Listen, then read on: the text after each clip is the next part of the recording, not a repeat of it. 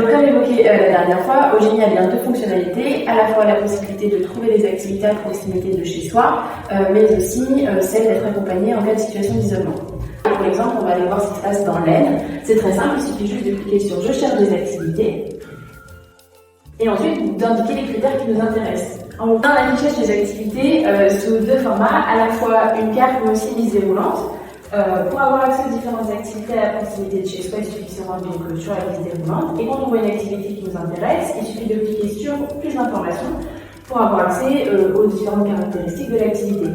En l'occurrence, si on veut participer à cette activité de réflexion de ces événements, par exemple, on clique sur la fiche et là on a des informations de date, de lieu, de récurrence et on a aussi les coordonnées de la structure pour pouvoir s'inscrire tout simplement à l'activité en question.